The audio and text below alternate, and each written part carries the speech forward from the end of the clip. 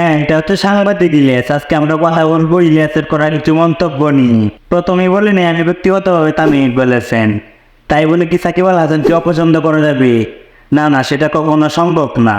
কারণ তিনি হচ্ছে বিশ্ব সেরা একজন অলরাউন্ডার, বাংলাদেশের উজ্জ্বল একটা নক্ষত্র। এই সাকিব আল হাসান বাংলাদেশকে বিশ্বের মাঝে তুলে ধরছে। আর এই 15ই আগস্ট শেখ মুজিবকে নিয়ে পোস্ট করার কারণে, শেখ মুজিবের প্রতি শ্রদ্ধা জানানোর কারণে এই ইসরায়েল সাকিব আল হাসানকে নিয়ে খারাপ মন্তব্য করে।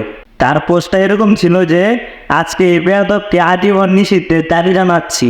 আমার প্রশ্ন হচ্ছে, তুই কাকে নিষিদ্ধের দাবি জানাস যে দেশটাকে পুরো বিশ্বের কাছে তুলে ধরে?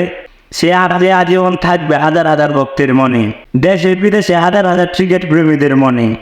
আমি বলবো এই ইসরায়েলের সাংবাদিকতার নামে নোংরামি ছড়াচ্ছে পুরা বিশ্বে। পুরা বিশ্বের কাছে বাংলাদেশকে ছোট করছে, পুরা বিশ্বের কাছে বাংলাদেশকে হাসির পাত্র বানিয়ে তুলছে। আবার আরেক দিক দিয়ে মেগাস্টার সুপারস্টার শাকিব খান, তাকে নিয়ে সে কটূক্তিকর মন্তব্য করছে। শাকিব খানকে নিয়ে মন্তব্য করছে যে বাংলাদেশে একজন চিপাস্টার নায়ক আছে, যার মুভি হলে চলে হল বন্ধ হয়ে যায়।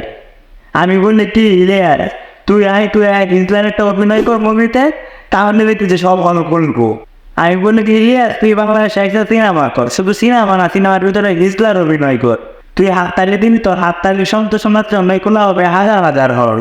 আর হ্যাঁ, এই কথাগুলো বলার কারণে আপনারা হয়তো বলতে পারেন আমি সাকিবিয়ান, সাকিব খানের ফ্যান। কিন্তু না, আমি এই জায়গাতেও আমি আরমান ঋষিকে পছন্দ করি। কিন্তু আপনি দেশের এত বড় একজন সুপারস্টার মেগাস্টারকে নিয়ে কথা বলবেন, কটূক্তিকর মন্তব্য করবেন, সেখানে আমি কিছু বলবো না, সেটা কি কখনো হয়? আমরা অনেক বাংলাদেশিরা যে ইলিয়াসকে সাপোর্ট করি, কিন্তু আমরা কখনো এটা বুঝি না কিংবা বোঝার চেষ্টা করি না যে ইলিয়াস এইসব কটূক্তিকর মন্তব্য করে পুরা বিশ্বের কাছে বাংলাদেশকে ছোট করছে, পুরা বিশ্বের কাছে বাংলাদেশকে লজ্জিত করতেছে। এরা হচ্ছে দেশকে উঠে নিয়ে বিদেশে গিয়ে এখন সাংবাদিকতার নামে নোংরামি ছড়ায়। এদের কাজ শুধু একটাই, দেশকে মানুষের কাছে ছোট করা।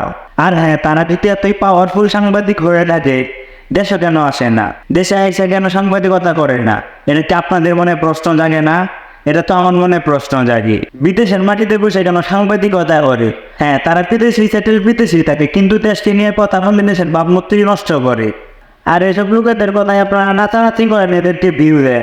দেখেন, আপনাদের ইচ্ছা, আপনারা চিন্তা করে দেখেন আমার কথাগুলো ভুল নাকি সঠিক। আমার একটা প্রশ্ন, আপনারা তো ইলিয়াসের ভক্ত আছেন, যদি ফুল ভিডিওটা দেখেন আমার এই প্রশ্নের উত্তরটা দিয়ে যাবেন। সে কেন দেশে আসে না?